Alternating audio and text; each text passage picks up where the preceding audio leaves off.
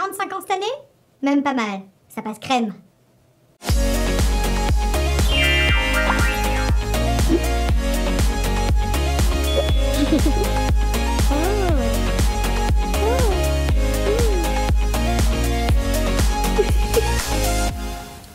Bonjour à tous, je suis ravie de vous retrouver aujourd'hui pour une nouvelle vidéo et je pense que ce sera la dernière concernant la ménopause. Donc il y en a eu une sur la santé de notre vagin, il y en a eu une sur la santé de nos cheveux, il y en a eu une sur la santé de notre peau et maintenant celle-ci qui concernera tout l'aspect psy. Alors, petit disclaimer d'usage, nous sommes sur les internets. À aucun moment je me sens le porte-voix ou je ne me fais le chantre de toutes les femmes. J'ai bien conscience qu'il n'y a... Les femmes, ça ne revêt aucune réalité objective, hein, il y a des femmes surtout. Et alors, en ce qui concerne la ménopause, je crois qu'il n'y a pas une ménopause. Bien sûr qu'il y a des invariants, des observables, et encore c'est très fluctuant, mais il y a surtout des ménopauses. Alors, je suis là très humblement pour vous faire part de la façon dont moi je vis les choses. Pour l'instant, je ne suis pas encore en ménopause, je ne suis pas ménopausée, je suis entrée en périménopause. Vous savez que bon, c'était l'année dernière à peu près. Donc, typiquement, qu'est-ce qui se passe chez moi? Bien, j'ai des cycles très irréguliers, plus long, et selon les dires de ma gynéco, mes ovaires sont plus paresseux, hein, et puis ils commencent à rentrer lentement mais sûrement en pré-retraite. Ils ont bien travaillé, comme je vous disais, voilà, je les remercie, hein, merci mes petits ovaires, vous avez bien bossé, il est temps de prendre et de tirer votre révérence, de prendre votre retraite, de tirer votre révérence.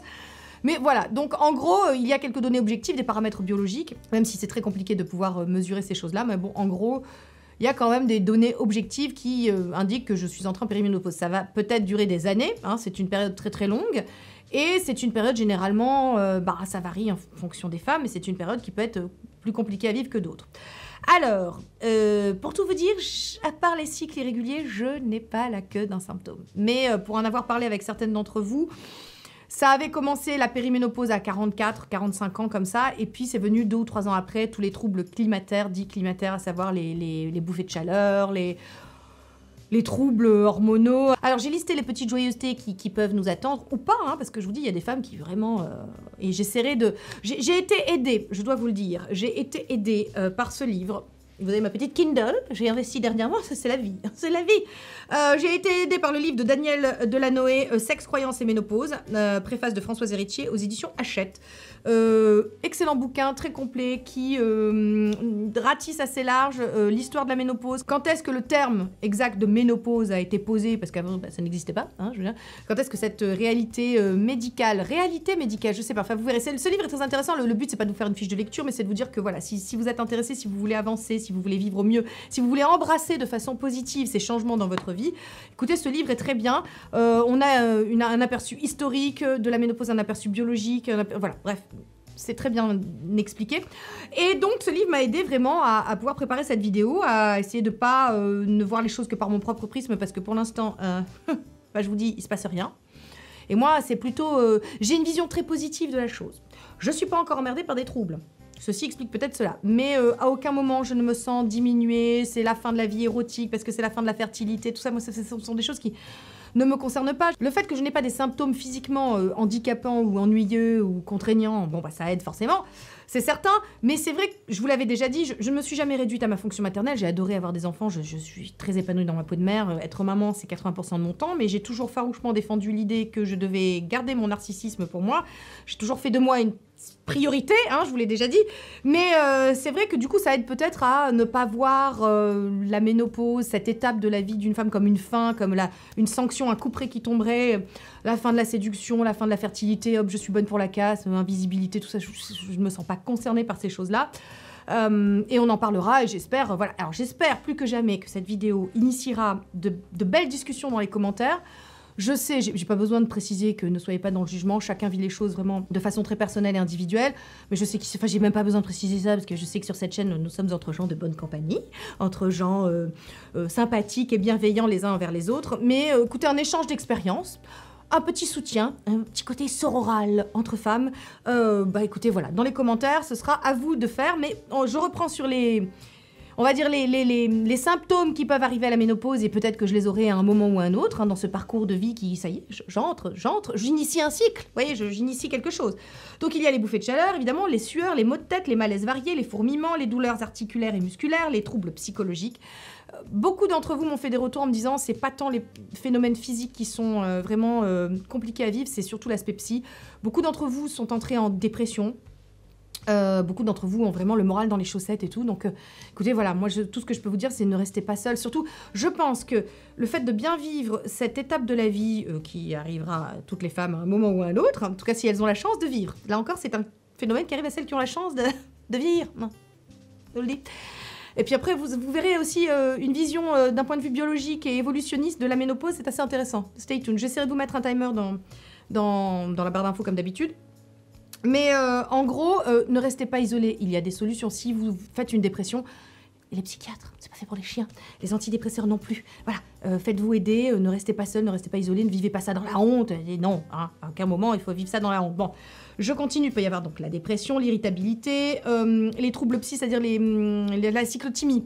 On monte, on descend, on s'énerve vite, tout ça. Les hémorragies, les sécheresses vaginales, et là il y a des solutions, on en a parlé dans toute une vidéo, j'ai consacré toute une vidéo grâce au docteur Roquet qui a eu la gentillesse de nous renseigner et de nous dire qu'il existait des solutions, ne restez pas avec ces problèmes-là, hein, le coup du papier de verre à l'intérieur, enfin c'est très handicapant, très inconfortable, ne restez pas comme ça, hein, les fuites urinaires, tout ça. Des solutions existent, mesdames. Les probiotiques, c'en est une autre, je vous renvoie sur Instagram à ce live que j'ai fait avec Marie Drago. On parlait de comment soutenir son microbiote vaginal pour rester en bonne santé. Tout ça, c'est important. Il faut prendre soin de nos bactéries, tout ça. Donc, vous savez, sur cette chaîne, on parle depuis très longtemps du microbiome cutané, mais voilà, on élargit. On élargit. Et puis, bien évidemment, la peau, mais ça avec Tati Soso. Hein, voilà. Si vous suivez Sonia Seller, vous êtes au courant de tout ce qu'il faut faire pour garder une belle peau. Voilà. Donc, en gros, ce sont un peu les troubles qui sont listés. Évidemment qu'il y en a d'autres. Évidemment que ça dépend des femmes. Pour l'instant, moi, je vous dis, à part les troubles... Voilà, il ne se passe pas grand-chose. Est-ce que je suis plus énervée? Est-ce que... Faudra demander à Nounours, mais j'ai pas l'impression. Au contraire, j'ai l'impression d'être moins énervée que d'habitude, d'être plus... Moi, les cycles, faut dire aussi que quand on a été emmerdé toute sa vie par des cycles compliqués, des syndromes prémenstruels, tout ça, je peux vous dire que... non, des fois, on fait... alléluia, c'est bien la ménopause aussi, tu vois. Bref, donc comme je vous le disais, moi je vis les choses de façon positive. Quand j'ai appris que je rentrais en périménopause, ça m'a quand même fait un coup... Pas vous le leurrer, je me dis, oh, déjà, on s'y attend pas, tu vois, on se dit 44 ans, ça fait jeune, tu vois. Mais en fait, non, c'est l'âge pour rentrer, enfin, en gros, ça s'échelonne entre 40 et 55 ans, tu vas dire, on va dire que c'est une moyenne, il y en a c'est plus tard, il y en a c'est plus tôt. C'est une moyenne, en tout cas, pour rentrer dans ce processus-là, qui fait qu'effectivement, à un moment ou à un autre, on sera plus fertile. Voilà. Donc, si on le vit comme l'arrêt de la maternité, qu'on a fait de sa vie... qu'on a fait du centre de sa vie le fait de pouvoir donner la vie, effectivement que peut-être ces femmes-là le vivront plus mal que d'autres, et j'entends très bien ces choses-là. Moi, vraiment, le seul truc qui m'emmerde, c'est que je sais que ça aura un impact sur ma peau, et c'est ma peau. Chacun sa névrose. Mais moi, j'ai eu deux enfants, je suis très contente, ils sont en parfaite santé, je touche du bois, c'est pas quelque chose qui m'a embêtée. Mais j'entends, en tout cas, celles qui le vivent de cette façon-là. Disons que dans le livre de Daniel Delanoë, on voit qu'il y a 3 façons, on va dire, de vivre cette période de la vie. Il y a la vision négative de la chose, la vision positive, et au milieu, il y a l'ambivalence. Et en gros, l'ambivalence, ce sont celles qui trouvent super, c'est l'arrêt des règles, mais en même temps, ça s'accompagne de l'arrêt de la fécondité, quand même, il y a un petit deuil. En fait, on alterne, vous savez, entre sentiment de libération et puis regret, vous voyez. Bon, voilà, je pense que ça doit être la majorité des femmes qui pensent un peu comme ça. Alors, est-ce que je me situe, moi, dans ce clan-là des ambivalentes, tu sais, de celles qui, la libération, mais j'ai peur pour ma peau? Peut-être que ça doit être un sentiment un peu ambivalent. Après, c'est sûr que si on n'a pas vraiment investi le champ de son apparence tout au long de son existence, c'est certain que la ménopause, on la vivra mieux. Bon, moi ma petite personne a beaucoup d'importance. J'y porte beaucoup d'intérêt. Donc forcément, je le vivrai peut-être un peu plus mal que d'autres quand ma peau commencera à se casser la gueule. Encore que, sachant que ça risque de me faire mal au cul, tu vois, je m'entraîne vraiment depuis de très nombreuses années à changer mon regard. Je sais qu'il y a une part de culturel là-dedans. Et à aussi, je m'entraîne, hein, j'ai des routines de compétition athlétique. Je suis une athlète du skincare, vous voyez, donc voilà. Et en même temps, je veux pas non plus faire un drame des rides qui arrivent ou du fait que ça se casse la gueule. Je veux aussi pouvoir en rire à ce sujet. Voilà, ce que je veux, c'est vraiment toujours pour pouvoir continuer à en rire. Mais comme je vous disais à ce sujet, je vous renvoie à cette vidéo. Je vous la liste en barre d'infos. Ménopause Rhapsody. Ah non, mais écoutez, qu'est-ce que j'ai ri. Voilà, moi j'ai envie de pas en faire un drame en fait de cette expérience. J'ai envie d'en rire jusqu'au bout. Je sais que j'ai presque l'impression que ça va être comme une seconde jeunesse, vous voyez, avec Nounours. On se prépare à cette idée. Je me dis bon, écoutez, je serai dégagée aussi des contingences. Avec les enfants, le quotidien, c'était quand même beaucoup de travail, hein, être maman. Ça l'est toujours, mais disons qu'ils sont ados, c'est quand même moins fatigant que quand ils étaient petits. Il y avait plein de choses à penser, il y avait tout un tas de responsabilité domestique, vous voyez, qui m'incombait, nounours et à moi. Enfin voilà, on se sent aussi un peu plus libre de ça, tu vois, on sent que la parentalité, c'est bien, on a fait le job, maintenant, si on n'a pas trop merdé, ils vont quitter le nid à un moment ou à un autre, et puis on pourra retrouver un petit peu notre couple aussi avec nounours. Donc je me dis, voilà, j'ai envie de faire de cette période-là quelque chose d'assez positif. Enfin, comme je l'ai toujours fait, j'ai envie d'embrasser. Vous voyez, mais je sais que cette vision... Enfin, comment vous dire? Je sais qu'on n'est pas toutes égales vis-à-vis de ça. Et ce que j'ai envie de vous dire encore une fois, vous savez, le mot qui m'accompagne dans ma vie, c'est le « c'est pas grave ». Et c'est pas grave. Si vous n'y arrivez pas, si pour vous c'est très dur, eh ben c'est pas grave. Eh ben c'est très dur, eh ben je vous entends. Voilà. On s'entend sur cette chaîne, voilà. Et on va pas minimiser le truc. Voilà, chacun vit les choses, sa représentation. On n'habite pas tous le monde de la même façon. Comprenez? Bon, alors écoutez, on va faire un petit peu d'histoire, puisque Daniel Delanoë m'a aidé à comprendre l'étymologie du mot, surtout la naissance du mot. Hein. Et alors, ce mot a été inventé par un médecin français. Voilà. Charles Pierre-Louis de Lagardane, il me semble que c'est ça son nom, bref, qui avait écrit un bouquin qui s'intitulait, je vous le donne en mille, Avis aux femmes qui rentrent dans l'âge critique. Alors dès le départ, si tu veux, quand on a posé un mot sur ce phénomène naturel qui était l'arrêt de la fertilité chez les femmes, ça a été accompagné d'un côté très péjoratif, âge critique. Et ce que je veux vous faire comprendre, c'est que il y a des représentations culturelles, qui ne sont pas les mêmes de par le monde et de par les époques, en ce qui concerne l'arrêt de la fertilité. C'est sûr que ça dit quelque chose d'une société, ça parle des représentations de la femme et de la place de la femme dans la société, dans cette société-là. Je vous l'avais déjà dit dans ma première vidéo concernant la santé du vagin, voilà, chez la femme, pour comment garder un vagin en bonne santé.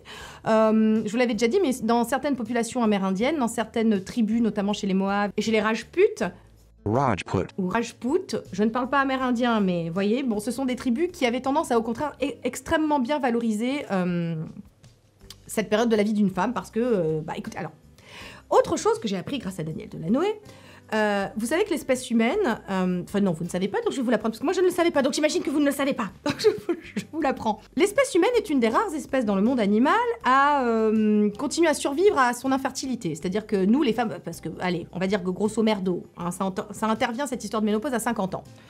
Je vous rappelle qu'on va vivre toute la moitié de notre vie, hein, normalement on vit jusqu'à 100 ans quand même, certaines d'entre nous, hein, donc on va dire au moins une bonne partie de sa vie sans pouvoir faire d'enfants. Ça, dans le règne animal, c'est assez rare, en fait. Et pourquoi? Eh ben, je l'ai appris grâce à Daniel Delanoë.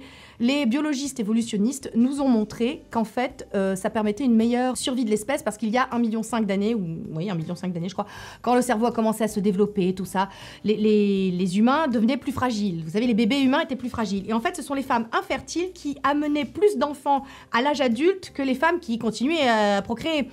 Donc, en fait, la prochaine fois qu'on vous fera chier sur la ménopause, où vous vous sentirez diminuer, vous pourrez répondre « Écoute, mon petit père, c'est grâce à la ménopause que l'espèce humaine a perduré. C'est grâce aux femmes qui étaient infertiles et grâce aux grands-mères. En fait, les grands-mères élèvent mieux, tu vois, les enfants que les mères qui continuent à bosser. Et parce qu'il faut du temps, hein.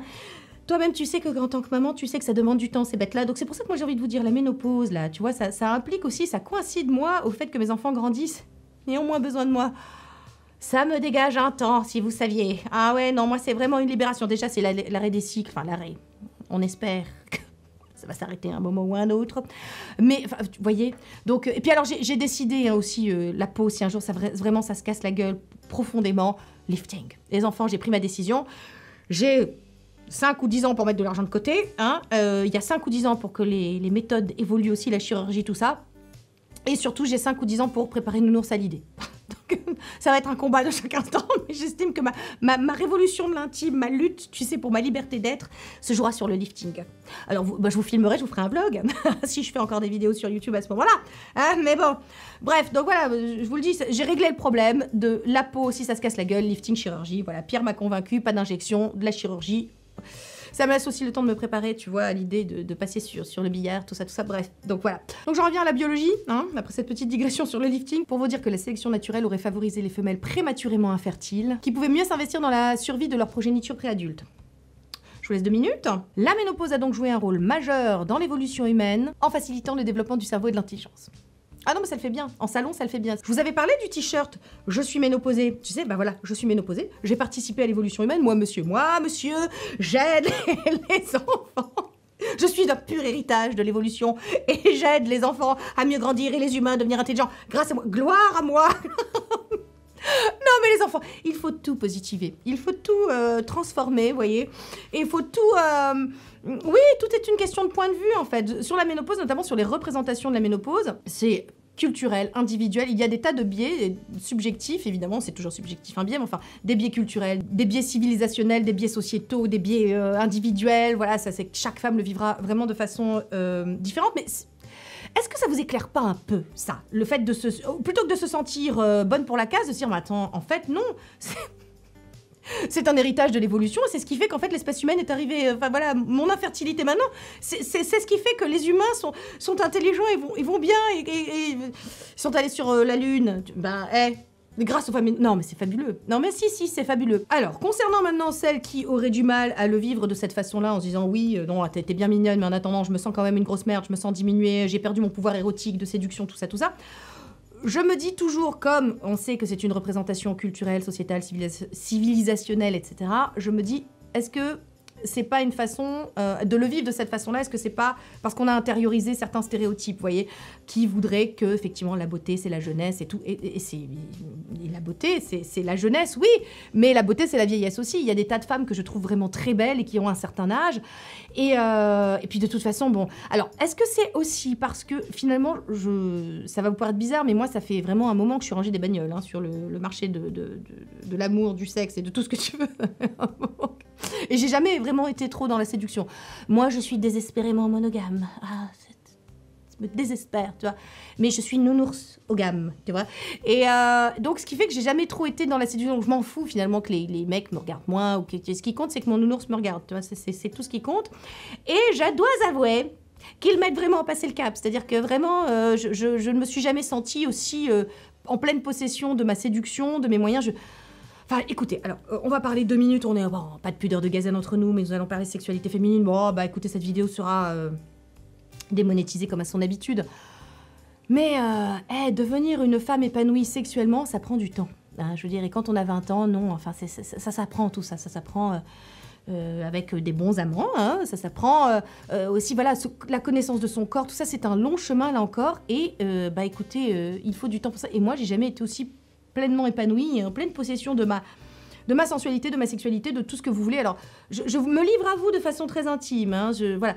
Mais je pense aussi que ça peut être complètement se dégager comme ça de la contraception aussi à un moment de sa vie, sachant que ça nous a quand même emmerdé une bonne partie. Bah, je trouve que ça libère aussi, c'est vraiment libératoire. Hein. Vraiment, moi je me sens, avec Nounours, on se sent dégager un peu de ça, et c'est quand même plutôt bien. Hein. Ça aussi, on n'y pense pas, mais c'est quand même plutôt bien. Voilà, moi ce que je veux vous dire aussi, c'est que parfois, c'est pas tant, on parle toujours les hommes, le patriarcat, Yann Moix, typiquement. Mais est-il représentatif? Non, je crois que ce serait faire offense aux hommes. Yann Moix, il représente une certaine catégorie d'hommes, dont on ne veut pas, clairement. Mais... voilà, je pense qu'effectivement, alors il y a la violence du regard de certains hommes, mais il y a le regard aussi violent de certaines femmes, c'est pareil, qui par exemple, quand on voit une femme souvent, hein, c'est « Ah, elle a plus l'âge, c'est ridicule, rentre dans le rang, voilà, le Carmel, hein, je vous l'ai déjà dit, passé un certain âge, on ne se maquille plus, on ne met plus on ne s'habille plus d'une certaine façon, vraiment on visibilise sa respectabilité, on disparaît un peu de l'espace social. C'est un peu l'intimation que certaines femmes peuvent ressentir en venant d'autres femmes. Pas plus tard que ce matin, je faisais un live sur Instagram, rejoignez-nous sur Instagram, il se passe des choses, on fait des lives, et je vous parlais du contrôle social qui était assuré par les femmes depuis la nuit des temps. Et il faut s'en méfier. Ça. Si vous voyez une femme qui a du mal, par exemple, moi, je ne sais pas, si je croise une femme qui a du mal avec le fait de vieillir, qui s'accroche à sa jeunesse,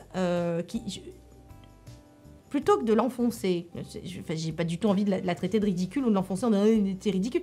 Non, c'est son, comment dire, c'est son rapport au vieillissement, c'est son rapport à la vieillerie, c'est son problème, pas le mien.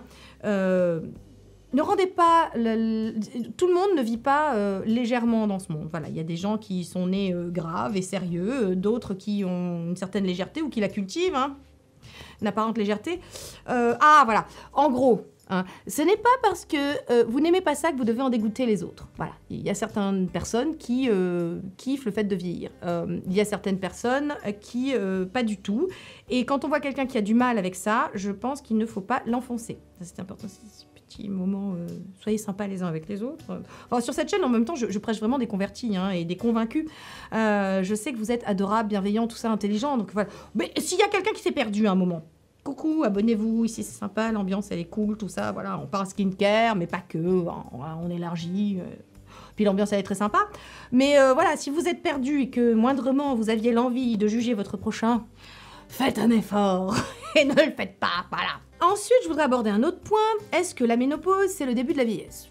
C'est sûr que si on le vit comme ça, mais comme je vous disais, il va nous rester quand même 50 ans, tu vois, c'est-à-dire moi 50 ans de nos jours, on se sent pas du tout vieux, enfin... Je sais pas, j'ai 45 ans cette année. Je me dis dans 5 ans, bon, à part le lifting, je me sens en pleine forme, tu vois, je veux dire... voilà, donc, bon, je pense que si on a été matrixé, qu'on s'est mis dans la tête qu'effectivement la ménopause était le début de la vieillesse, bon, c'est sûr que c'est compliqué, mais moi je le vois comme une seconde jeunesse, comme je vous dis, ça va être le début de plein de choses. On a plein de projets avec nous, donc une fois que les enfants seront partis, auront fait leurs études, seront dans la vie, on espère qu'on aura été assez bon pour que, voilà, ils puissent partir, qu'ils aient assez de bagages et que voilà, ils pourront revenir, c'est pas le problème. Mais tu vois ce que je veux dire, on espère qu'on a bien bossé en amont, c'est là qu'on verra. Est-ce que ça a marché? Est-ce que les trucs qu'on a tentés, c'était bon? Bref, bon. Mais non, vraiment, moi je vois ça comme une seconde jeunesse, une sorte de libération et tout. Et je me dis que tout est une question de regard toujours, vous voyez. Si vous portez un regard négatif sur sur ce phénomène naturel, parce que c'est un phénomène naturel qui touche toutes les femmes, voilà, pas de tout temps, mais en tout cas de nos jours, oui.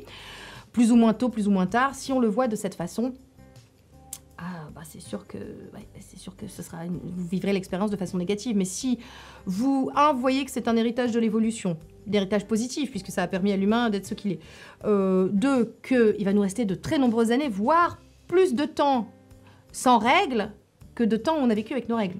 Parce que moi, j'ai été réglée, j'avais 13 ans. Allez, si ça s'arrête à 50, peut-être un peu avant et tout, ça aura fait un peu plus de 30 ans de règles, de menstruation. Je me dis, putain, si je vis encore 40, 50 ans, j'aurais vécu plus longtemps, si tu veux, sans règles qu'avec, tu vois. Bon, donc il va falloir, et le temps, il va falloir le combler, il va falloir trouver des trucs, des projets, des machins. Si on a des projets, si on se dit que la vie ne s'arrête pas, mais qu'au contraire, ça peut être le début de quelque chose, vous voyez, c'est important ça. Il faut changer son regard, c'est important. Ce qui me fait rejoindre le propos suivant, avoir des projets. Combien de messages je reçois, c'est trop tard. Il n'est jamais trop tard pour commencer, je sais pas, reprendre des études, se mettre au macramé, apprendre la peinture sur soi, faire de la sculpture, apprendre le vélo, le roller, combien de... Et ça c'est... On rejoint un petit peu le self-care et la façon dont on va appréhender l'avancée dans l'âge, au-delà de la ménopause que je mets vraiment de côté là pour le coup. Continuer à avoir des études, j'avais lu une étude qui a été réalisée sur des années, je crois 70 ans, c'est énorme pour une étude, qui avait commencé dans les années 30 et qui s'est terminée là dernièrement en l'an 2000 à peu près, sur quelle est la prédiction qui dit qu'on vieillira bien. Et bien en fait, 2 choses sont apparues. Ceux qui gardaient des projets, toujours, mais jusqu'à la fin, je sais pas, 78 ans, j'ai décidé de me mettre à la moto, voilà, par exemple. Et ceux qui étaient aussi dans un couple, alors pas qui se disputent pas ou des choses comme ça, mais ceux qui étaient dans un couple où on se parlait beaucoup, on communiquait beaucoup et on soutenait les projets de l'autre. Encore une fois, les projets. Une fois de plus, on retombe sur les projets avec l'autre, les projets pour soi, ensemble, ou pas, des projets chacun de son côté. Les projets, les enfants. Les projets, c'est-à-dire une projection dans le futur. De se dire, j'ai le temps d'apprendre. On ne sait pas, ça peut s'arrêter demain, votre projet peut jamais voir le jour. Mais vous avez initialisé quelque chose à l'intérieur de vous-même. Vous avez mis en branle une machine. Et voilà. Donc je vous invite vraiment, écoutez, et c'est quelqu'un qui, à 44 ans, a changé de vie, projet de vie. Tu vois, je fais youtubeuse maintenant, tu vois, dans ma 44e année, les gens, je peux vous dire que dans mon entourage, tu es folle, ma pauvre fille, professorat, tout ça. Bah oui, c'est comme ça. C'est le projet de ces prochaines années. Et vous savez quoi, c'est peut-être pas le dernier. Il y en aura peut-être d'autres. Je compte pas faire ça toute ma vie. Il faut avoir la ref, les années 80, les inconnus. Didier Bourdon a un compte Instagram, les enfants. Allez le suivre. Il vient d'arriver sur Instagram. Non, mais vraiment, je vous invite à le suivre. Bon. Oui, c'est probablement pas le dernier projet de ma vie. J'ai plein de projets, moi, dans la vie. Je voudrais reprendre des études plus tard, quand peut-être un jour si j'ai une retraite, on ne sait pas. J'aimerais reprendre des études d'anthropologie. Il y a plein de choses que je veux faire. Je vais apprendre plein de choses. On va apprendre le tango avec Nounours. Voilà, je veux me remettre au sport, bien évidemment. Là, le projet de ces prochains mois, c'est yoga et aquagym. Bon, il faut changer sans cesse. Apprendre de nouvelles choses. J'ai envie de faire du roller. Il y a plein de choses que j'ai envie d'apprendre, plein de choses que j'ai envie de faire. Et si je m'étais dit un jour que non, je n'avais pas à changer de vie, que c'était trop tard et qu'il y a des choses qu'on ne fait que de 20 à 30 ans, clairement ma vie aurait été tout autre. J'espère que cette vidéo, j'arrive au bout de cette vidéo, j'avais pas non plus grand chose à dire parce que comme je vous dis, je ne me fais pas le porte-voix de toutes les femmes et que c'est mon retour d'expérience concernant la ménopause. Et puis il y a un bouquin très bien qui peut-être ratissera un peu plus large et parlera un petit peu de toutes les représentations, de toutes les expériences, de tous les vécus concernant cette expérience de vie. J'ai pas 36 choses à vous dire et c'était vraiment très humblement mon retour d'expérience, mais voilà, j'aimerais qu'on finisse sur ça, sur le fait que c'est peut-être pas la fin de quelque chose, c'est peut-être le début, vous voyez, au contraire, et que si on le vit de cette façon-là, il n'y a pas de raison que ça aille mal. Puis de toute façon, on est ensemble. Hein, ensemble, c'est toujours plus facile. Voilà, plus on est de fous, moins on ride. Vous le savez, c'est important de pas rider. Ça donne des rides, la négativité, tout ça. Donc non, soyons positifs. Alors, je pense que c'est comme un muscle, hein, la positivité, là encore. Hein, je suis pas mieux armée que vous, hein, pas du tout. Je suis née avec quand même, quelque part, je suis petite transporteuse de sérotonine. Je suis pas née avec une très bonne nature, hein, contrairement à ce que vous pouvez croire, ni avec une très bonne peau. Enfin, ouais. Mais je muscle tout ça. Ma positivité, je la muscle au quotidien. Je l'entraîne. Il faut s'entraîner à être positif. Il faut s'entraîner à détourner, à louvoyer avec notre biais de négativité. Biaiser son biais de négativité, oui, bon. Non, ça ne veut rien dire. Hein. Voilà. Ce que je veux dire, c'est qu'il faut s'entraîner à contrecarrer son biais de négativité. Tu vois, voilà, ça c'est important. Je fais une dernière petite digression concernant aussi la représentation de la ménopause au cours des âges. Dans la société préhellénique, et là encore je l'ai appris dans le bouquin de Daniel Delanoë, dans la société préhellénique, on valorisait davantage la sagesse que les apparences. Et il y avait un dicton comme ça qui disait qu'un vieux dans une maison c'était un fardeau, une vieille dans une maison c'était un cadeau. Et puis les Grecs sont arrivés, patriarcat, caca, comme chacun sait, les Grecs, les Romains. Ça allait un peu mieux sous Versailles, curieusement, hein, sous Versailles ça allait un peu mieux, mais avec l'essor de la société bourgeoise, de nouveau, la ménopause c'est pourri, voilà, allez hop, le Carmel, l'invisibilité, tout ça. Voilà, ah si, je terminerai, puisque l'invisibilité, que nous avons reconvoqué notre ami Yann Moix, hein. Donc, nul ne peut vous invisibiliser sans votre consentement, voilà. Ne laissez personne vous dicter ce que vous devez faire, ni avec votre skincare, ni avec votre apparence, ni avec votre façon d'être, ni avec, vous savez, si j'avais dû écouter les gens, mon Dieu. Hein, parce que vous voyez bien que, oh, tu ris trop fort, tu parles trop fort, tu parles trop vite, tu là, les enfants. Le petit fuck it, tu sais, la petite méthode de fuck it. Je t'assure, de temps en temps, ça fait du bien. Je vous invite à pratiquer tous les jours. Voilà, donc écoutez, cette vidéo est finie. C'était pas une très longue vidéo, mais c'est pas grave. Ah, je sais, les masos vont râler et tout ça. Bah, c'est pas grave. Il y aura d'autres vidéos plus longues et on parlera skincare la semaine prochaine. Je pense que je fais les beauty devices. Vous me l'avez demandé ce matin dans le live sur Instagram. Je pense que je ferai ça. Je vais faire le topo sur mes appareils, tous ceux que j'ai. Je vais faire, voilà, je vais centraliser tous ceux que j'ai. Il y en a qui ont demandé. J'espère que ça vous intéressera. Voilà. Écoutez, je pense qu'on a fini cette vidéo. Plus que jamais, je compte sur vous en commentaire pour enrichir la discussion, pour partager votre expérience, votre vécu. Je remercie encore une fois profondément, du plus profond de mon cœur. Profondément, du plus profond de mon cœur. Ça fait beaucoup de profond, mais c'est vraiment, tu vois, c'est deep in the heart. Je remercie toutes les femmes qui, quand je parlais voilà, de la ménopause, m'ont dit, tu sais, ça peut aussi bien se passer. Toutes celles qui m'ont dit, ça peut aussi bien se passer. Merci, vraiment, la preuve, ça se passe bien. Pour l'instant, j'envisageais pas ça comme ça. Hein. Je vous assure que moi, pareil, représentation négative de la chose, je m'étais dit, ah là là, moi qui toute ma vie j'en ai chié, il n'y a pas d'autre mot avec mes règles, mes syndromes prémenstruels, tout ça, je me suis dit, tu vas voir, ça va être long. J'avais dit à Nounon, j'ai dit, je te préviens, si on doit divorcer, attends que ce soit fini. Parce que sur un malentendu, ça serait con de me quitter. Bon, donc, écoutez, ça se trouve, dans 3 ans, j'ai des bouffées de chaleur, je reviens, je fais je vais mourir, au secours, aidez-moi, tout ça, bon. Nounours m'a quitté parce qu'il n'en peut plus, voilà, tu vois, bon. Ou alors il est allé à l'hôtel très longtemps, il a fait un séjour en hôtel prolongé, je ne sais pas. Peut-être que je reviendrai, voilà, on fera des updates hein, sur comment on vit les choses. Mais bon, toujours est-il que je remercie celles qui ont été adorables. Je vous mets en barre d'infos le bouquin de Daniel Delanoë. Je vous mets aussi un podcast que j'ai écouté avec Tara Jarmon, qui m'a fait beaucoup de bien et qui était, voilà, j'aime beaucoup cette femme, j'aime beaucoup ses fringues, mais j'aime beaucoup cette femme aussi.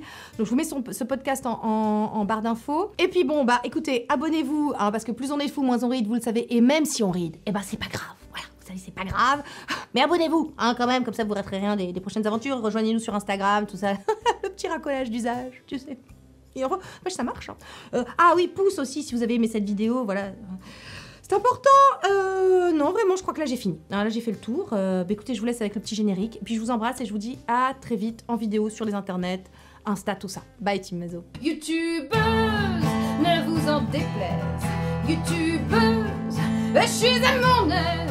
YouTubeuse, moi ça me va. Et tant pis si ça vous. YouTubeuse, ne vous en déplaise. YouTubeuse, je suis à mon aise. YouTubeuse.